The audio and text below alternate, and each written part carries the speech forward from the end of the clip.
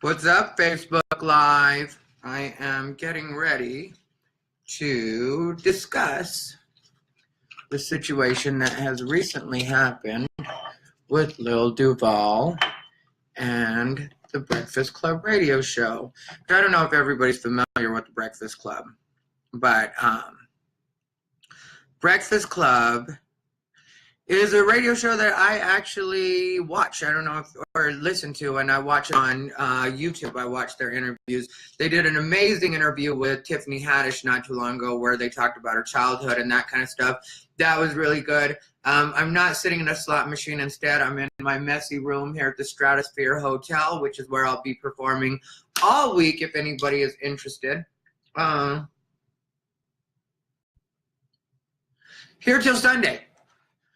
I am here till Sunday, and so if you guys want to catch me, you can definitely catch me lighting as shit, but whatever. Here we go. So apparently Lil Duval, who's a comic, if you guys aren't familiar with him, he's a comic, and he was on The Breakfast Club, which is a radio show that's in New York right now. The host, the main host of that show, who's Charlemagne the God, I'm a pretty big fan of. I just like what he does. I like his Donkey of the Day, and altogether the show is just a fun show. And so the thing that I wanted to talk about, though, was, yes, Joshua, I can smoke in a strat room because I asked for a smoking room in the Stratosphere. So, so here's what happened. If you guys aren't familiar, let me catch you up to speed. So they did this thing where they were interviewing Lil Duval, who's a comic. This was happening in New York, and he was on a radio interview, which is one of the most popular, radio shows. I probably think it's probably the most popular one in the country. It's just really popular. And so they were taking a call from a caller, and then they posed the question to Lil Duval, like, you know, what would you do if you had sex with a woman or have been dating a woman, and then you guys had sex and she turned out to be trans? Now, at that point, Lil Duval said that she's dying, you know, like, basically, I'm going to kill her is what he said. And he said, like, you know, at that point, that makes me gay, you know, then I'm gay if I've had sex with a man. And I know that probably what they were mad at to begin with, like, you know, the people that are upset, the activists that are upset, it was in the beginning when they were like, you know, what if you dated a girl that was actually trans, and then or you met a girl and she turned out to be trans, and Lil Duval corrected him at that point and was like, well, if she's trans, then I didn't meet a girl, I met a boy. Which, you know, people say that that's transphobic and that kind of stuff, and I get why people say that, but at the same time, that's the way some people think. And as far as that goes, to me, that's still a debatable point, like when it comes to what it is you're going to make other people say.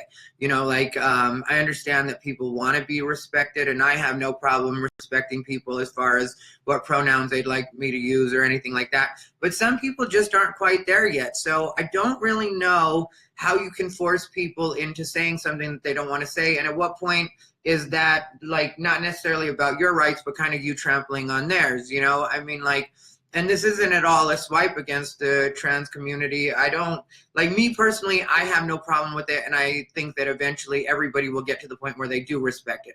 So I don't really push people in that way, even though, like, if I'm hanging out with a friend and they misgender somebody, I will let them know, like, you know, oh, actually, it would be she or he, and I'll, like, let them know so they're at least on the right road to, like, the kind of thinking or where it is I'm coming from, because I definitely don't want any of my trans friends getting disrespected. So Lil Duval had corrected him at that point and was like, you know, if I met a girl who was trans, then I didn't meet a girl, I met a boy. And so some people, I'm sure, got mad at that. Then when they asked him if he had sex, then what would he do? And he said that, you know, basically he would kill her.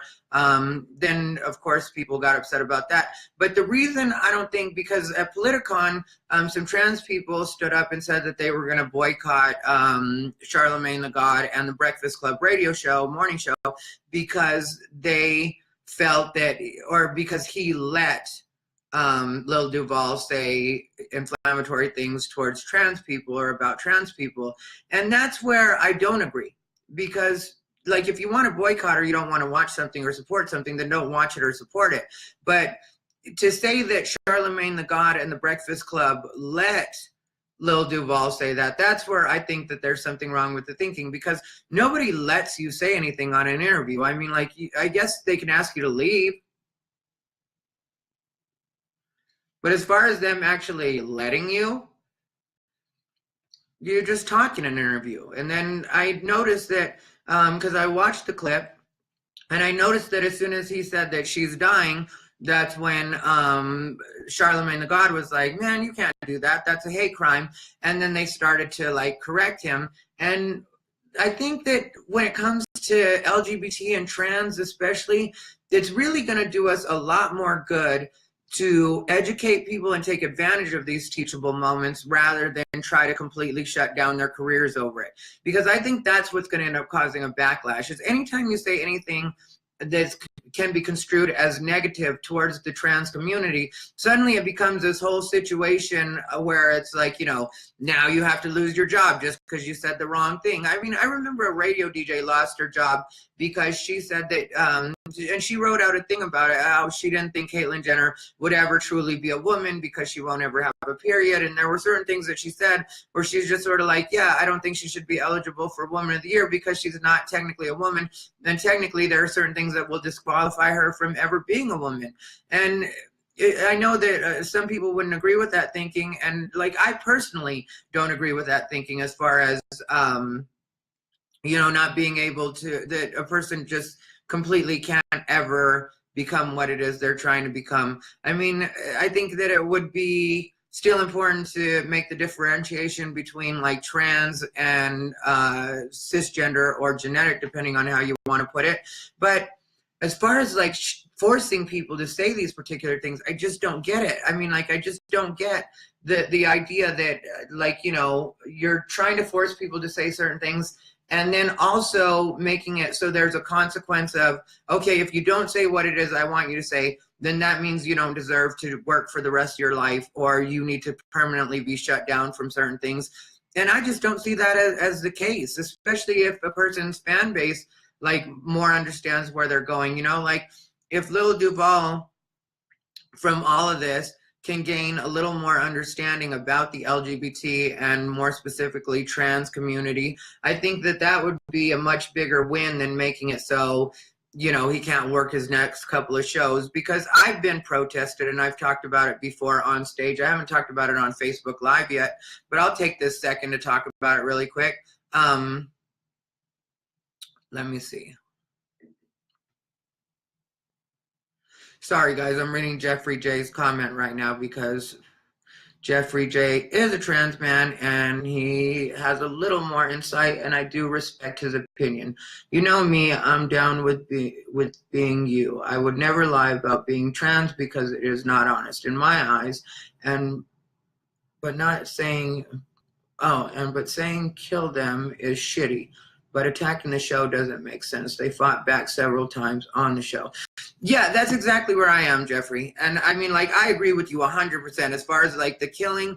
I think that kind of needs to be taken out of a lot of people's vocabulary. But, you know, at the same time, I'm a person that every once in a while will say, I'm going to cut you, or, you know what I mean? Like, to my friends, and I expect them to understand that I'm not literally threatening their life, and I'm not going to like actually cut them. It's just like a silly, you know, or I tell my dogs all the time that they're going to get beat up. And I tell, you know, technically I tell my nephews and nieces all the time, I'm like, I'm going to beat you up if you keep doing that. And they know, you know, they're in their 20s. They know I'm not going to beat them up, and they know there's not going to be any physical. So I agree with you that is not the best way to articulate that. Like, but at the same time, I don't think Breakfast Club, shut up, Jeffrey. Now I'm going to get cut. Now I'm being threatened. I'm going to boycott your shows, Jeffrey. But I think that, you know, that, yeah, this is a teachable moment for everybody. And my friend Kasim Bentley had addressed it directly towards the Black community, which, you know, if that's the route that Kasim wants to go, he's Black, and that's more his wheelhouse than mine. I don't run around telling people in other communities what it is I think they need to be doing, because for me, it's just like, you know, I mind my own business and I try to mind my own people, and I'm not even really good with that. Like, you know, sometimes other Latinos don't listen to me, and sometimes neither do gay people. So as far as I go, here's how I'll wrap this up, just telling you.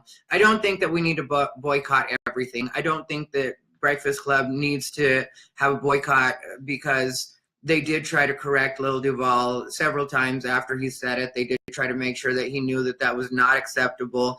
And yeah, like, we need more places where we can have uncensored speech, even if the only point of that uncensored speech is to see where everybody's at and kind of let them know, like, okay, this is the way you can get back on track, or kind of maybe have a different experience of something, or maybe get a little more insight.